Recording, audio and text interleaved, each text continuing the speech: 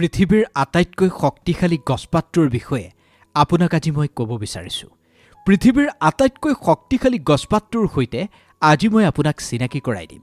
বৃদ্ধ কালতো আপোনাৰ শৰীৰটোক মজবুত কৰি ৰাখিব পৰা এটা চমৎকাৰী গছপাত, যিটো গছপাতৰ জৰিয়তে আপুনি মেদবহুলতা কমাব পাৰিব, কলেষ্টৰেল কমাব পাৰিব, নাৰ্ভৰ দুৰ্বলতা কমাব পাৰিব, শৰীৰৰ যিকোনো বিষ আপুনি কমাব পাৰিব, আনকি দৃষ্টিশক্তি বঢ়োৱাৰ ক্ষেত্ৰতো ই সাংঘাতিক ধৰণৰ উপকাৰী। আৰু আজিকালি ডায়েবেটিছ এটা কমন ফেক্টৰ। ছুগাৰৰ সমস্যাৰ পৰাও এই গছপাতটোৱে আপোনাক পৰিত্ৰাণ দিব। এটা মাত্ৰ পাতে আপোনাৰ শৰীৰৰ ছুগাৰ এক প্ৰকাৰ নিয়ন্ত্ৰণত ৰাখিব। এক কথাত ক'বলৈ গ'লে গণি গণি 100টা বেমাৰ ভাল কৰিব পৰাৰ ক্ষমতা আছে এই বিশেষ গছপাতটোৰ। বুঢ়া বয়সতো শৰীৰ শক্তিশালী কৰি ৰাখিব পৰা এই পৃথিৱীৰ আটাইতকৈ শক্তিশালী গছপাতটোৰ বিষয়ে আজি কথা পাতোঁ। আহক এই ভিডিঅ'টোত।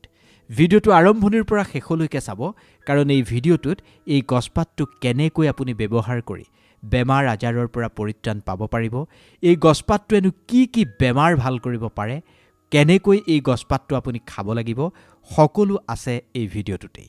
নমস্কাৰ প্ৰিয় দৰ্শক, আমাৰ ছেকেণ্ড চেনেল পজিটিভ ভাইবছৰ এটা নতুন ভিডিঅ'লৈ আপোনালোক সকলোকে স্বাগতম জনাইছোঁ। প্ৰিয় দৰ্শক, আজি যদি আপোনাৰ শৰীৰত কোনো বিষ নাই, যদি আপোনাৰ সকলো ৰিপৰ্টছ নৰ্মেল, আৰু যদি আপোনাক চিকিৎসকে কোনো ডাঙৰ দৰৱ আৰম্ভ কৰিবলৈ দিয়া নাই, তাৰ পিছতো আপুনি নিজকে ছেফ বুলি ভাবিব জানো? দিনকাল এনেকুৱা হৈছে, আজিৰ ৰিপৰ্টছ নৰ্মেল থাকিলেও কাইলৈ কি হ'ব কোনেও নাজানে। অৱশ্যে এটা কথা ঠিক, আজি যদি আপোনাৰ ৰিপৰ্টছ নৰ্মেল, চিকিৎসকে যদি আপোনাক এটাও ঔষধ দিয়া নাই, তেন্তে আপুনি ভাগ্যৱান। কিন্তু তাৰ অৰ্থ এইটো নহয় আপুনি চিৰদিনৰ কাৰণে ছেফ। পৃথিৱীত যিমানবোৰ ডাঙৰ ডাঙৰ বেমাৰ আছে, এই বেমাৰবোৰ সংগোপনে আৰম্ভ হয় শৰীৰত। সেই বেমাৰবোৰৰ কোনো আগজাননীয়ে নাপায় ৰোগীয়ে। খুব গোপনে আমাৰ শৰীৰত এই বেমাৰবোৰে ক্ৰিয়া কৰে, আৰু যেতিয়ালৈ আমি বেমাৰবোৰৰ বিষয়ে গম পাওঁ, তেতিয়ালৈ বহু দেৰি হৈ যায়। আজি মই সেইকাৰণে এই ভিডিঅ'টোত সেইখিনি সত্য কথা মই আপোনাক ক'বলৈ ওলাইছোঁ, যিখিনি এজন মানুহে তেতিয়াহে গম পায় যেতিয়া সেই মানুহজনৰ অনুতপ্ত বা অনুশোচনাৰ বাহিৰে বেলেগ কোনো ৰাস্তা নাথাকে। লগতে মই আপোনাক এই পৃথিৱীৰ আটাইতকৈ শক্তিশালী গছপাতটোৰ বিষয়ে ক'ম, যিটো আপুনি যদি সময়ত আৰম্ভ কৰি দিয়ে, তেন্তে আপোনাৰ শৰীৰৰ ডাঙৰ ডাঙৰ হেল্থ প্ৰব্লেম বহু ক্ষেত্ৰত নোহোৱা হৈ যাব। আপোনাক যদি মই প্ৰশ্ন কৰোঁ, শৰীৰটোৰ আটাইতকৈ ডাঙৰ শত্ৰু কোন জানেনে? কি বাৰু? আপোনাৰ শৰীৰৰ আটাইতকৈ ডাঙৰ শত্ৰু কি? কলেষ্টৰেল নেকি? ছুগাৰ নেকি? নহয়। সকলোতকৈ ডাঙৰ শত্ৰু হ'ল যি ভিতৰি ভিতৰি নিজৰ কামটো কৰি থাকে। আমাৰ এনেকুৱা লাগে আমাৰ সকলো ঠিকে আছে, সকলো নৰ্মেল চলি আছে, কিন্তু দৰাচলতে আমাৰ শৰীৰটোৰ ভিতৰত 3টা প্ৰচেছ থাকে, যিখিনিয়ে কোনো শব্দ নকৰাকৈ, কোনো বিষ নোহোৱাকৈ আমাৰ শৰীৰটো একেবাৰে দুৰ্বল কৰি পেলায়, ৰোগীয়া কৰি পেলায়। প্ৰথমটো হৈছে অক্সিডেটিভ ষ্ট্ৰেছ, য'ত বডিৰ ভিতৰত ফ্ৰী ৰেডিকেলছ প্ৰয়োজনতকৈ বেছি উৎপন্ন কৰে, আৰু সেইখিনি নিউট্ৰেলাইজ কৰিবৰ কাৰণে যিখিনি এণ্টি অক্সিডেণ্টৰ প্ৰয়োজন হয়, সেইখিনি কমি যায়, যাৰ ফলত ফ্ৰী ৰেডিকেলছখিনিয়ে আমাৰ হেল্ডি চেলছখিনিক ক্ষতি কৰা আৰম্ভ কৰে। দ্বিতীয়তে হৈছে ক্ৰনিক ইনফ্লামেশ্যন। এই ইনফ্লামেশ্যনখিনি আপুনি বিষৰ ৰূপত দেখা নাপায়, কিন্তু লাহে লাহে জইণ্টছ, ব্লাড চেলছ, লিভাৰ এইবোৰ ডেমেজ কৰাৰ কাম ই আৰম্ভ কৰি দিয়ে। আৰু তৃতীয়তে ইনচুলিন ৰেজিষ্টেঞ্চ, য'ত ফেট মেটাবলিজিম যথেষ্ট ক্ষতি হয় বা বেয়া হয়, আৰু বডি ফেটছ জ্বলোৱাৰ পৰিৱৰ্তে ষ্ট'ৰ কৰাহে আৰম্ভ কৰে। কলেষ্টৰেলৰ বিহেভিয়াৰ বেয়াৰ ফালে ঢাল খায়, আৰু আল্টিমেটলি ইনফ্লামেশ্যন আৰু বেছিকৈ বাঢ়ি গৈ থাকে বডিটোত। আমাৰ বহু মানুহৰ এনেকুৱা লাগে হাৰ্ট এটেক বা ডায়েবেটিছ হঠাতেই হোৱা বেমাৰ, কিন্তু সত্য কথাটো হ'ল কোনো এটা বস্তুৱেই হঠাতেই নহয়। কিন্তু আপুনি চিন্তা কৰাৰ কোনো প্ৰয়োজন নাই। আজি আমি আপোনাক যিটো গছপাতৰ বিষয়ে ক'ম, সেই উপায়টোৱে আপোনাৰ শৰীৰৰ এই 3টা প্ৰব্লেম খুব ধুনীয়াকৈ নিয়ন্ত্ৰণ কৰি ল'ব পাৰিব। পলম নকৰি সেই গছপাতটোৰ সৈতে আপোনাক চিনাকি কৰাই দিছোঁ। চিনি পাইছে যদি কমেণ্ট কৰি জনাব। এই গছপাতটো হৈছে ছজিনা গছৰ পাত। ছজিনা আমি খাওঁ, মাছৰ জোলৰ লগত বা সৰিয়হৰ জোল বনাই আমি ছজিনা প্ৰায়ে খাওঁ, কিন্তু ছজিনাহে খাওঁ, ছজিনাৰ পাতটোৰ বিষয়ে আমি বহুতেই নাজানো। ছজিনা পাতটো হৈছে এই পৃথিৱীৰ আটাইতকৈ শক্তিশালী পাত। এই ছজিনাৰ পাত বহুত বেছি পাৱাৰফুল হয়। সেউজীয়া এই পাতকেইটাৰ শক্তি ইমান বেছি, আপুনি জানিলে আচৰিত হ'ব। ইমান বেছি পোষক তত্ত্ব এই পাতটোত লুকাই আছে, সিমানখিনি পোষক তত্ত্ব বেলেগ পাতত কেতিয়াও নাথাকে। আয়ুৰ্বেদে ইয়াক ৰসায়ন বুলি কৈছে। ৰসায়ন অৰ্থাৎ যিখিনিয়ে বডিক দীঘলীয়া সময় ধৰি ষ্ট্ৰং কৰি ৰাখে। আহক পলম নকৰি এই ছজিনা পাতৰ উপকাৰিতাৰ বিষয়ে আমি কথা পাতোঁ। ইমানেই সহজ সৰলকৈ মই আজি ছজিনা পাতৰ উপকাৰিতাৰ বিষয়ে আপোনাক বুজাই ক'ম, যিখিনি আপুনি যদি প্ৰয়োগ কৰি চায় তেন্তে আপুনি বহু বেমাৰৰ পৰা বাচি থাকিব পাৰিব।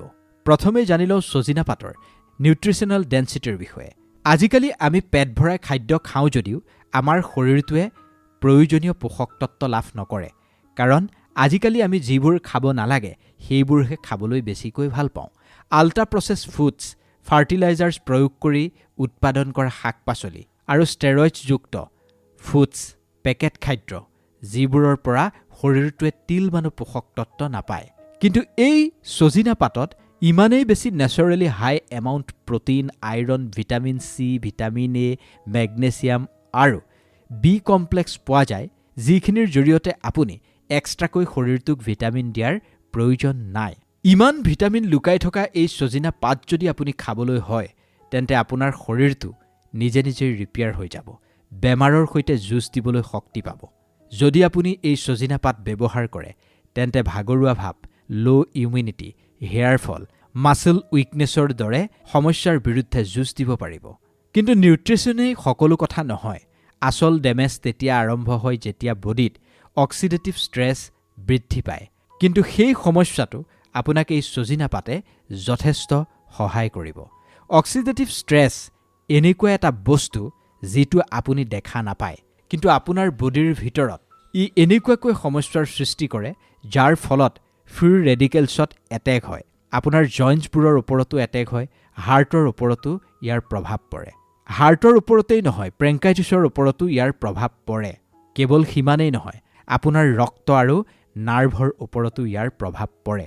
বহু মানুহে ভাবে এণ্টিঅক্সিডেণ্ট কেৱল য়ং দেখাবৰ কাৰণেহে প্ৰয়োজন, কিন্তু এইটো একেবাৰে শুদ্ধ নহয়। কেৱল য়ং দেখাবৰ কাৰণেই এণ্টিঅক্সিডেণ্টৰ প্ৰয়োজন নাই, বৰঞ্চ ডাঙৰ ডাঙৰ বেমাৰৰ পৰা বচাবলৈও এণ্টিঅক্সিডেণ্টৰ প্ৰয়োজন হয়। ছজিনা পাতত নেচাৰেল এণ্টিঅক্সিডেণ্ট থাকে, যি ফ্ৰী ৰেডিকেলছ নিউট্ৰেলাইজ কৰি অক্সিডেটিভ ষ্ট্ৰেছ কম কৰাত সহায় কৰে। ইয়াৰ ফলত কি হয় জানে? যিবোৰ ক্ৰনিক ডিজিজ আছে সেই বেমাৰৰ ৰিস্ক বহু পৰিমাণে কমি যায় আৰু বডিৰ ইণ্টাৰনেল ডেমেজ শ্ল' হৈ যায়। যদি আপুনি এই ছজিনা পাত ব্যৱহাৰ কৰে তেন্তে আপুনি বুঢ়া বয়সতো শক্তিশালী হৈ থাকিব। আপোনাৰ জইণ্ট পেইন নোহোৱা হ'ব, নাৰ্ভৰ দুৰ্বলতা একেবাৰে নোহোৱা হ'ব। আপোনাৰ অৰ্গেনবোৰ যে শ্ল'লি ডেমেজ হোৱাৰ আশংকা থাকে, সেই আশংকাৰ পৰা আপুনি বাচি যাব। আন এটা ডাঙৰ বেনিফিটছ হৈছে ব্লাড ছুগাৰ নিয়ন্ত্ৰণত ৰখাত এই ছজিনা পাতে সহায় কৰে। বেছিভাগ মানুহে ডায়েবেটিছটো তেতিয়া বেছি চিৰিয়াছলি লয় যেতিয়া ব্লাডৰ ৰিপৰ্টত ছুগাৰ ধৰা পৰে। যেতিয়া ছুগাৰ 200, 300, 400 আহিব, তেতিয়া মানুহৰ চিন্তা বাঢ়ি যায়। কিন্তু ডায়েবেটিছৰ পূৰ্বে এটা ষ্টেজ আছে যিটোক প্ৰি ডায়েবেটিক বুলি কোৱা হয়, ইনচুলিন ৰেজিষ্টেঞ্চ, যিখিনিক মানুহে প্ৰায় সাধাৰণভাৱে গণ্য কৰে, অৱজ্ঞা কৰে।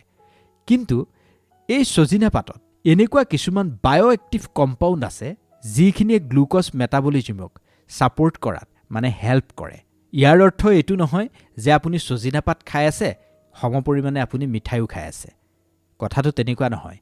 যদি আপোনাৰ ছুগাৰ ধৰা পৰিছে, আপুনি যিখিনি বাছি খাব লাগিব সেইখিনি খাবই লাগিব। কিন্তু তাৰ ওপৰেঞ্চি যদি আপুনি ছজিনা পাত ব্যৱহাৰ কৰে তেন্তে আপোনাৰ ছুগাৰ কণ্ট্ৰলত থাকিব। লাইফষ্টাইল ঠিক কৰাৰ উপৰিও ডায়েবেটিছৰ সৈতে আপুনি যদি যুঁজি থাকিব লগা হৈছে, তেন্তে সেই যুঁজখনত আপোনাক এই ছজিনা পাতে যথেষ্ট সহায় কৰিব।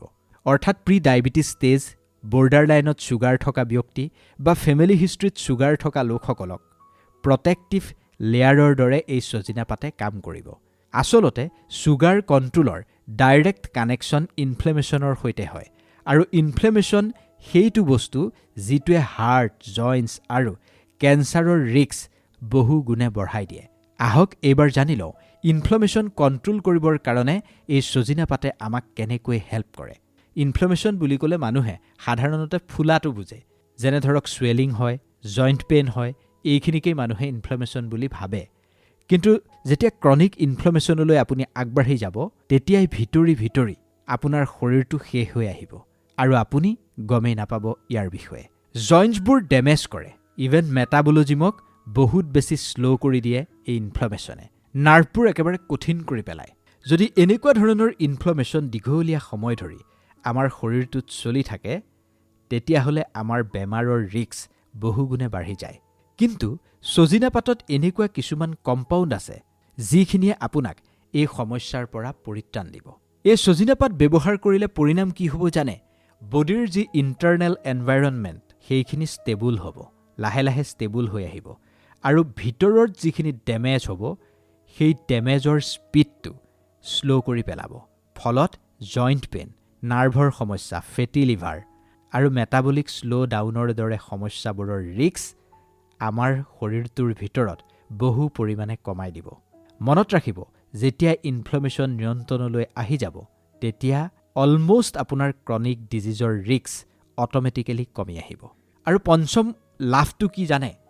কলেষ্টৰেল আৰু হাৰ্টৰ কাৰণে। এই ছজিনা পাতে কলেষ্টৰেল প্ৰফাইলটোক ছাপোৰ্ট কৰে।